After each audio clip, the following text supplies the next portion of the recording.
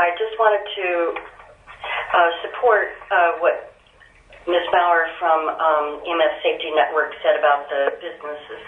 We also have had small business owners approach us very, very concerned, and health centers, clinics, also children's centers. I mean, you can imagine all of these are very concerned about the issue of smart meters, and they too want to have the right to opt out. Thank you. A further point is that in our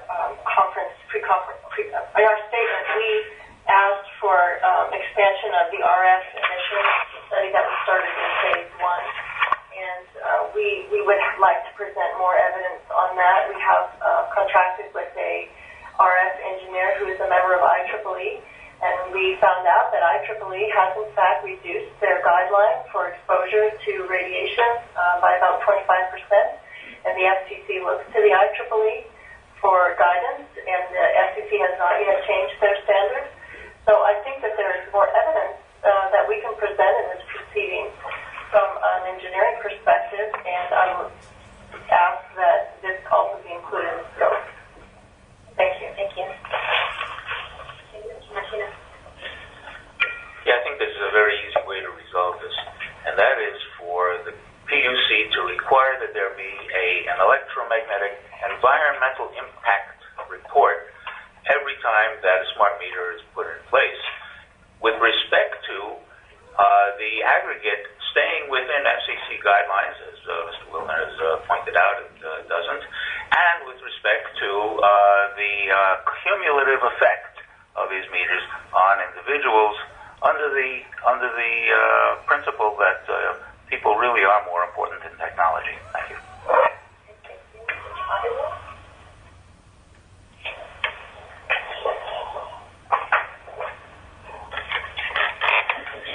Your Honor, I had Marcel Howard already had a turn. I had one recommendation, so the procedural recommendation that relates to, I think, some of these issues. And that is, I would recommend that there be another technical workshop.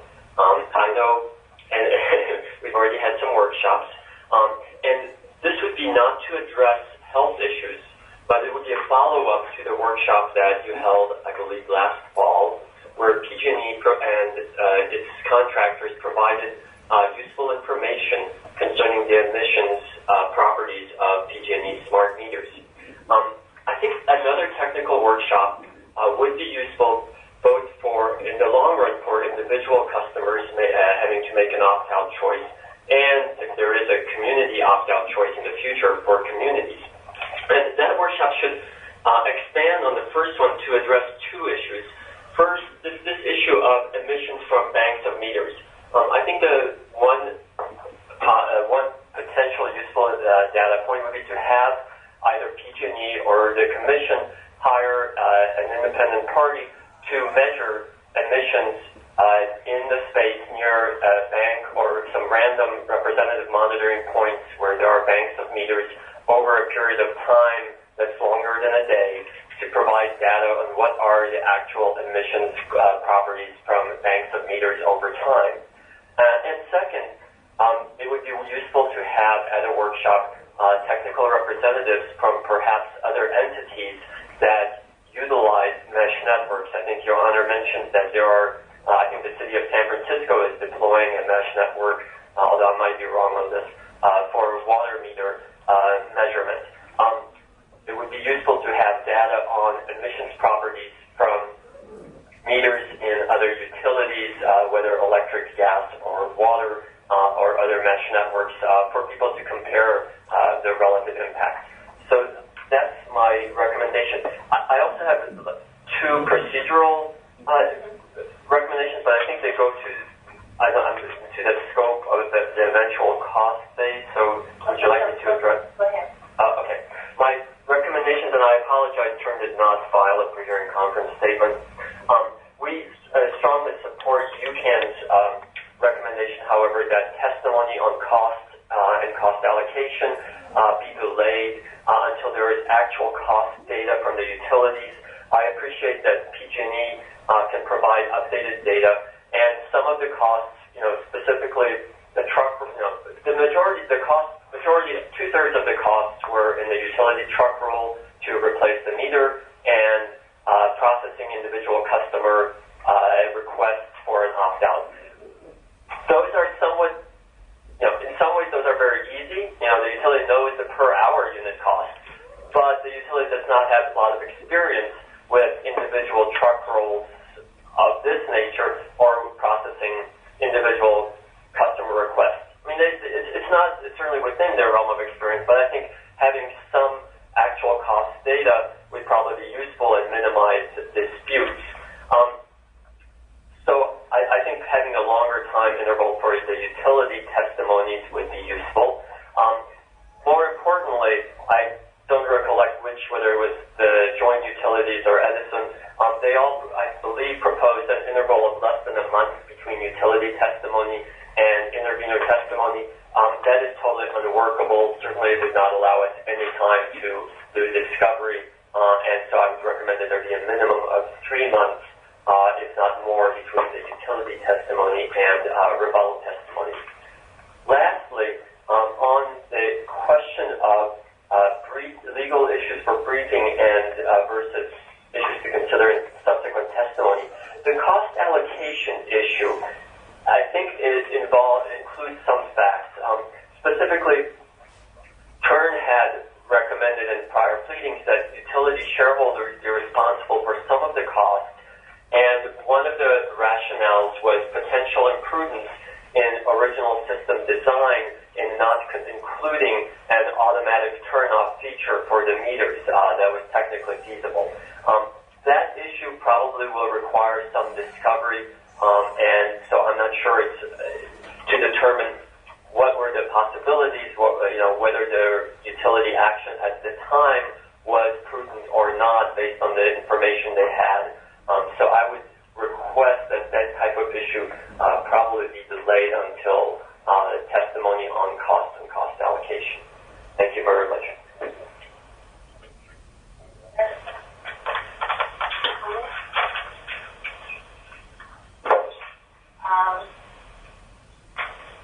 Okay. I know it's 11:30. I'd like to just keep going unless somebody really feels they need to take a break. I'll just continue. They're going to cost and cost allocation issues, and I know that there are other issues that have been presented, but I would like to get some sense because we are going to have to consider cost and cost allocation at some point. There has been a request that there be additional time to provide the utilities sufficient time to collect the data, provide updated testimonies. I know there's some desire on the part of the joint utilities to get it done because you do have general rate case, rate design decisions that are going, the proceedings are going through, and you're expecting decisions, and you would like it all to flow through. However, is there sufficient information? Yes.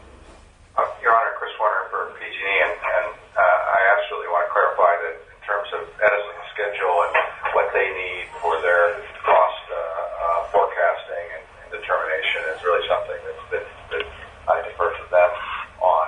However, that said, I do not support the idea that we need to accrue months and months of actual cost data before the utilities can provide updated cost testimony based on forecast revenue requirements. As Mr. Hollinger, I think, pointed out, many of the components of the cost here are fairly standardized, unitized costs for truck rolls and things like that are part of routine general rate case showings by the utilities, and I think therefore are susceptible to updated revenue requirement forecasts and cost forecasts that take those unitized costs into account.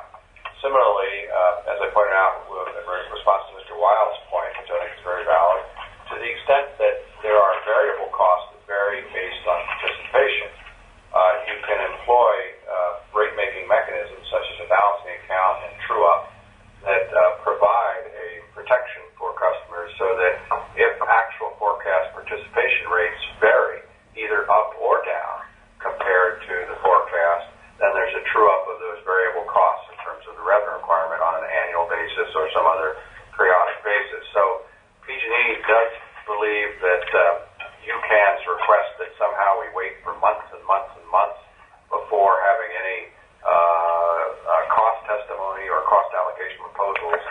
is not supported by actual rate-making experience.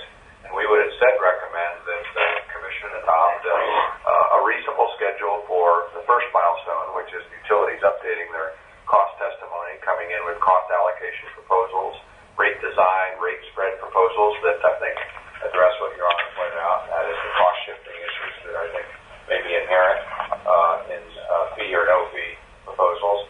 And then we get on with discovery, testimony by interveners and response, and then a short period for rebuttal. And PG&E may be whistling a bit of cost issues, but we don't believe the cost issues are that controversial. We need to make a showing of incremental costs. We need to provide a reasonable estimate. We do look forward to working with some of the interveners who really do focus on these issues, like DRA, Mr. Weil, and we have some positive confidence that we may even be able to stipulate once we file the updated cost testimony some of the issues. Okay, Ms. Yang and then Mr. Haviger, come on up. Very quick. Okay, Ms. Yang, go ahead. Sharon Yang of SCE. I just wanted to say that SCE agrees for the most part with what PG&E just said. Although we did ask for more time for our testimony than PG&E and SDG&E did, we would like to offer that we need, maybe 3 months to accrue sufficient data to go forward. I don't think we need to delay as long as you can has stated, which was, I believe, something like 2013. I'm sorry, Mr. Warner reminded me that I forgot the additional point I was going to make when I said 2/3 were fairly routine costs. 1/3 of the utilities costs were for potentially installing additional collectors in case the mesh network was degraded. Those are the types of costs that the utility has that are highly uncertain. There's no technical experience in terms of what will be required, and it will depend on participation rates, and it will depend on localization. So I don't think the utility is going to know much more about those potential costs until they actually have a significant number of opt-out participants. Thank you. Thank you.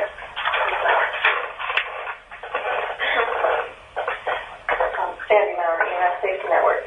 I wanted to ask about a stay on the fees until this phase 2 proceeding is completed, and if I need to file a motion for that. You would have to file a motion. Okay. My second question is, I want to know about the PG&E advice letter that has not been posted on the CPUC website. If not involved with that, you would have to contact Energy Division on that. Okay, thank you. And the third thing, I would like, if possible, an explanation on the discovery process, or if I might go where I would go to get that information. Why don't you go through the rules of practice and procedure. If you do have questions, I will have an attorney assigned to me, and I will let you contact that attorney with just the mechanics of what is the data request. Thank you so much. Okay? Ms. Radigan. Thank you. Maribeth Brannigan from EON. In terms of cost allocations and determinations, if we opened a discussion as to the viability of perhaps the communities within which the opt-out is taking place could assign to a third-party vendor the job of meter reading, for instance, this could be quite different from the charges that PG&E would designate for the same thing. So I'd like to also have that as a consideration. Well, you can challenge as part of your testimony, you can propose that. So that is something, if you believe that's the appropriate approach, you can propose that in your testimony as we go through costs. Mr. Trial. Yes, Alan Trial for SDG&E. I'd just like to address the statement that Tern made indicating that there should be a reasonableness review regarding the rollout of the mesh network. In the prior decision in Phase 1, in Decision 12-04-019 deployment of the CMI project is consistent with the requirements of Decision 07-04-043, it should be allowed to recover the cost associated with the opt-out option. So I just want to make that point clear.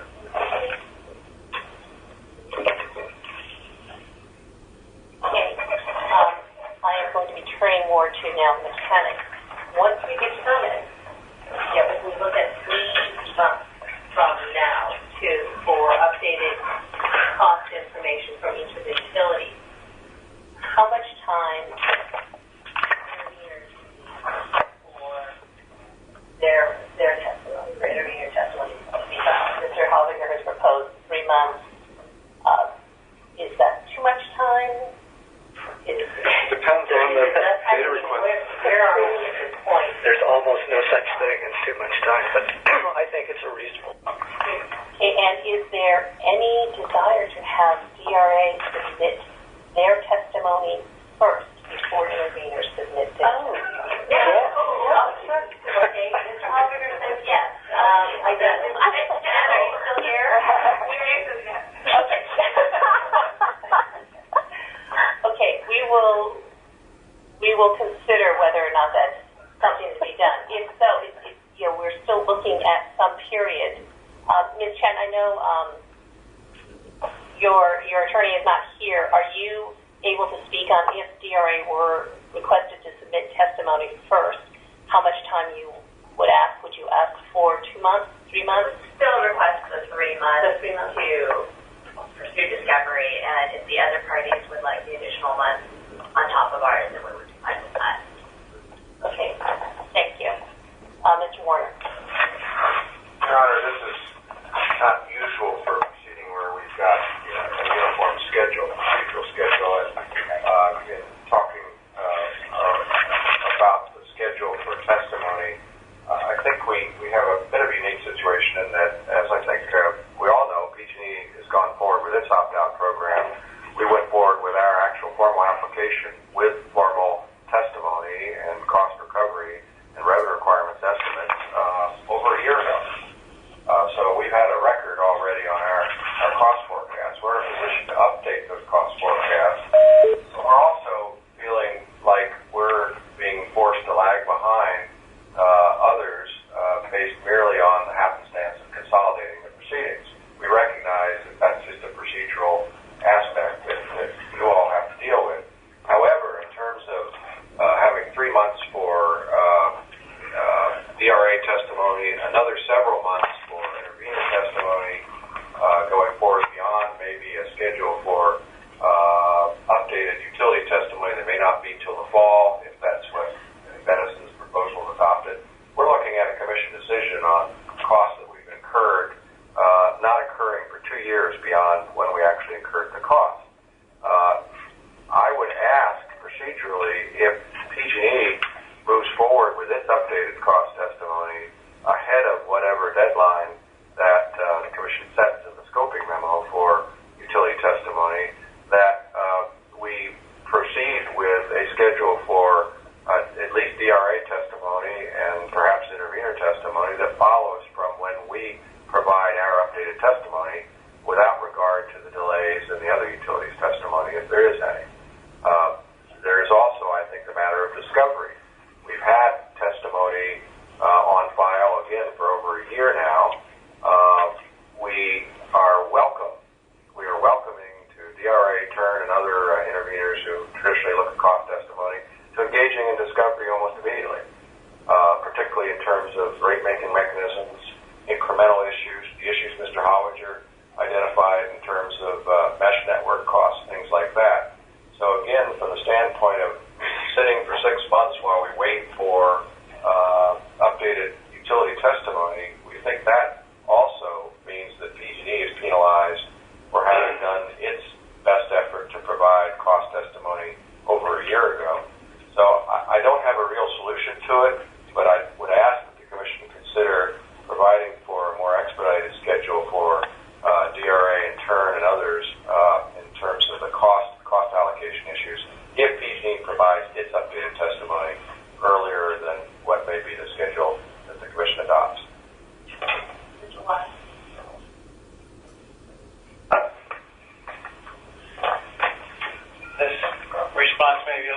popular. First of all, I have to oppose Mr. Warner's suggestion that PG&E be unconsolidated from a proceeding that was just consolidated. It would be too difficult for interveners to try and assess costs and common cost methodologies on separate tracks. I think we're trying to get away from that.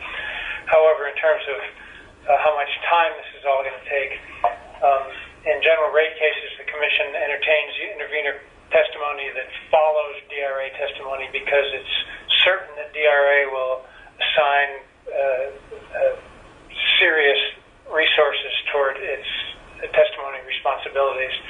AGLA doesn't know whether DRA is going to serve any testimony at this point, so I actually would favor concurrent testimony. It might, the possibility that DRA could spend 3 months of time and then produce something that's not useful to the interveners is at least a possibility, and in my mind, not because DRA is incapable, but because I don't know what resources they have. So I would prefer concurrent testimony. In terms of how long that should take, the utilities have requested separately 3 weeks between utility testimony and intervener testimony and 5 weeks on the assumption that they are, as usual, half right. I would suggest that we come up with schedules that allow something like 10 weeks between the utilities and all other parties.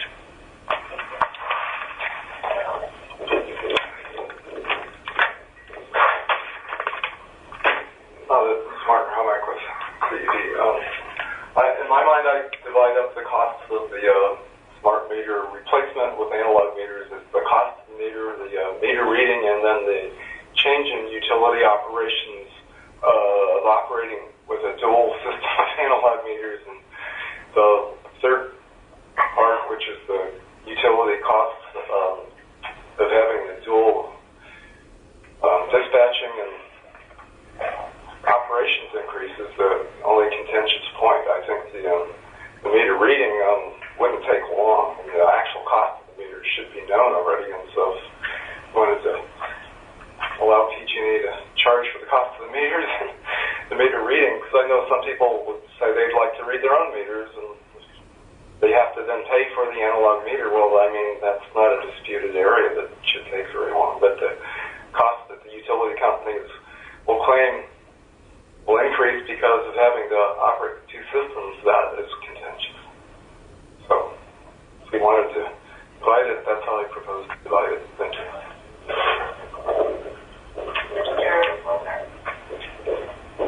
Do we have a statutory period in which we have to complete this proceeding? It will be 18 months from the date that the scoping memo is issued. The first or the second scoping memo? The scoping memo that will be coming from phase 2, because this is a separate phase. Mr. Martinez? Never mind. Yes, Mr. Hoffaker? I wonder if I have a question regarding.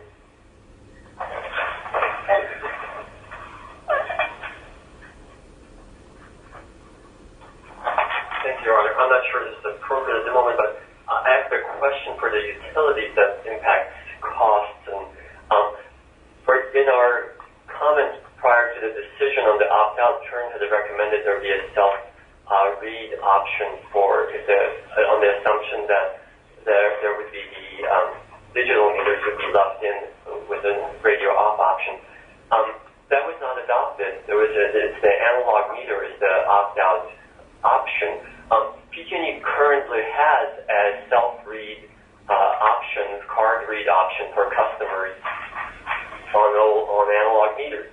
I'm wondering whether PG&E is going to continue that option that customers who obtain analog meters on as part of opt-out would be able to subscribe to. Hey, Mr. Warner says he doesn't know at this point. He can research that. If you need to make that request, you can do that as a separate request. Okay. Your Honor, not to take up much time, but I just want to point out that a card read would still require a visit to pick up the card. Thank you. Okay. Just a couple more questions. It's definitely a need for evidentiary hearings.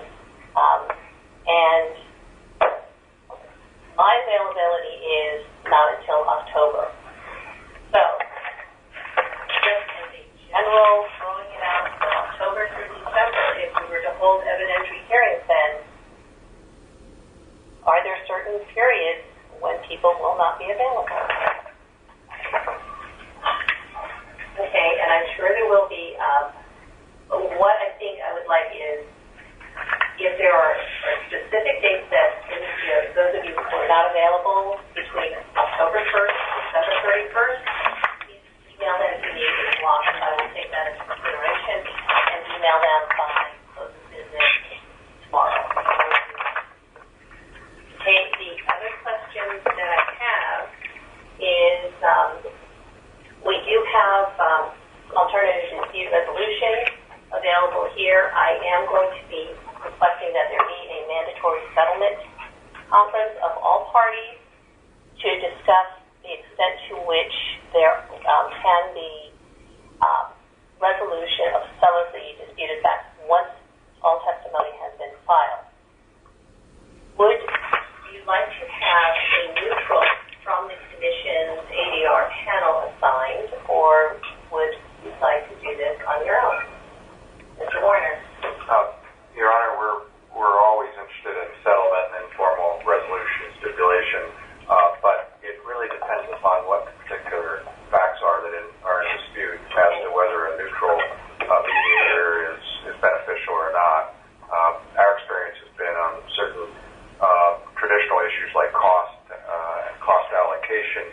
Often the parties that are most involved, interveners, utilities, and others, can sit down and talk together directly without the need for a mediator. So it would really depend upon what particular issues are still in dispute. Okay, you know what I would like to do then is, why don't I have you, Mr. Warner, assigned to inform me, and I will set in the doping memo a date by which we need to be informed whether or not you will be holding the conference on your own or through a mediator, through the intervention.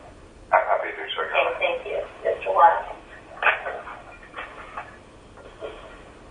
Your Honor, I'm not sure what you have in mind concerning the timing of the mandatory settlement conference, but I would hope it would be somewhat downstream from the production of intervenor testimony. Yes, it would be after intervenor testimony and rebuttal testimony is submitted. So, yeah, I would hold that it would be, after the rebuttal testimony from the utilities is served, then some periods after that, I would. Okay, and then the last question that I have is, does anyone see the need for public participation hearings? And if so, how many and where? Okay, anyone thoughts? Mr. Martino? I assume by public participation you mean testimony about, for instance, health effects. No. We are talking about setting up a time where the public would be able to come in and speak before me and possibly Commissioner Peavy. It would be recorded. It would be made part of the record, but it is not testimony. So, Ms. Maurer. Well, isn't that already what happens with the public hearings? Yes, it is. That the public comment period during the commission meetings is public participation, but this would be speaking, time reserved specifically for speaking on the issues presented in this proceeding. Okay, I do think that would be a good thing to have public participation hearings throughout California, not just in San Francisco, but in any areas that you hold these types of opportunities for the public, because I think the public has a lot to say, and they should be included in this. Thank you. Anyone else?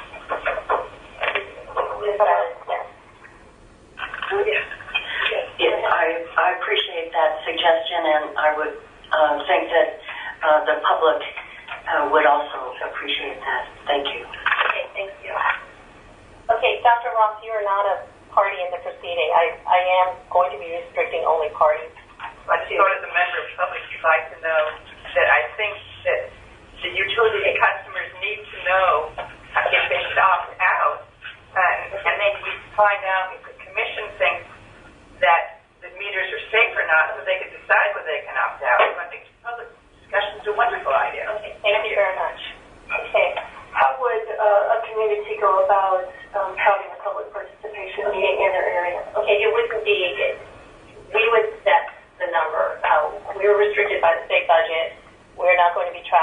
every single town, unfortunately, that would make a request. Ms. Maurer, if you would like, you may communicate with both the utilities and other interveners and send a proposal of perhaps 3 or 4 locations for public participation hearings, with the intent that the 3 or 4 locations proposed would allow a sufficient number of interested individuals to come and speak. Generally, our public participation hearings are about 2 hours in length, and as I said, there will be a reporter. Depending on the location, the level of interest, we would also be able to hold one in the afternoon and one in the evening. But you do need to realize that there is a cost to this, and our ability to hold public participation hearings are dictated in large part to the state budget. So if you're asking that I travel or quarter to California, and I'm told it's not possible, unfortunately, we won't be able to hold public participation hearings, but I am willing to consider them. Mr. Wilson? How would the public or the ratepayers receive notice of these proposed hearings? Generally, there is a notice of in the newspaper. Bill insert. So there will be notice to ratepayers that there will be public participation hearings held, and they will give the location and the time. And the responsibility would that be? Utilities, thank you. Okay. Anything else? Okay, are there any other matters before we conclude today?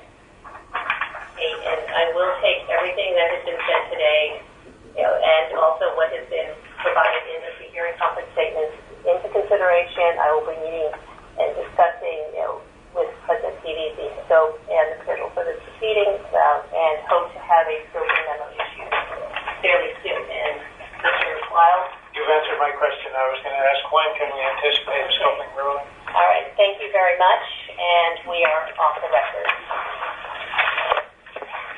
Goodbye to all those on the phone line.